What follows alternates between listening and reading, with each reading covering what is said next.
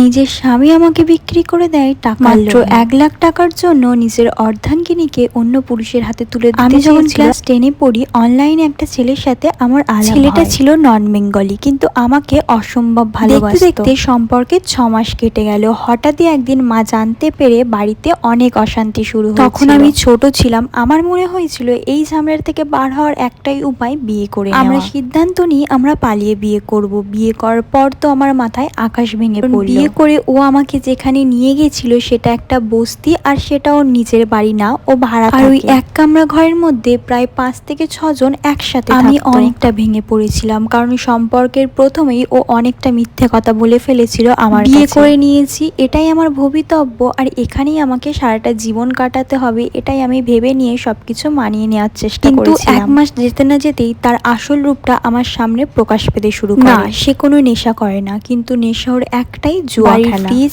আলমারি, টুকটাক বাসন কোসন, আমার শাড়ি গয়না সবকিছু বন্ধক দিয়ে ও জুয়া খেলা শুরু করলো। আমি এইসব জিনিস প্রথম দেখছি, কিন্তু ওদের বাড়ির লোকের কাছে এগুলো খুব স্বাভাবিক হয়ে গেছিল। কারণ ওদের মনোভাবটা এমনই ছিল, পুরুষ মানুষ জুয়া খেলবে, নেশা করবে, এটাই তো স্বাভাবিক। একদিন মাঝরাতে হঠাৎ পুলিশ আসে বাড়িতে। জানি না কি অপরাধে ওকে কলার ধরে হিড়ির করে টানতে টানতে থানায় নিয়ে যায়। আমি অনেক কাকুতি মিনতি করি যাতে ওকে ছেড়ে দেয়। কি কারণে ওকে ধরে নিয়ে যাওয়া হচ্ছে সেই কারণটা আমাকে বলে। পুলিশ আমাকে জানায় ও ছিনতাই করেছে। বাজারে একটা মহিলার গলার হার চেন চুরি করে ও কিছু মাস জেল খাটার পর ও বাড়িতে ফিরে আসে। বাড়িতে এমন কিছু বেঁচে নেই যে ওটা বিক্রি করে ও ফের জুয়া খেলতে পারে, কিন্তু ও ফের জুয়া খেলে, আর এইবার আমার বিনিময়ে জুয়া হেরে যায়। এইসব ব্যাপারে আমি কিছুই জানতাম না। আমাকে এসে বলে, তুমি রেডি হও, আমরা মাসির বাড়ি ঘুরতে যাব। বাইরে বসে চা খাচ্ছে, আমি ভিতরে রেডি হচ্ছি, তখনই আমার কাছে একটা ফোনে যে ব্যক্তিটি ছিল সে আমাকে সমস্ত ঘটনাটা খুলে বলে। বাড়ির পিছনের দরজা দিয়ে পালিয়ে যায়। যে আমাকে ফোন করেছিল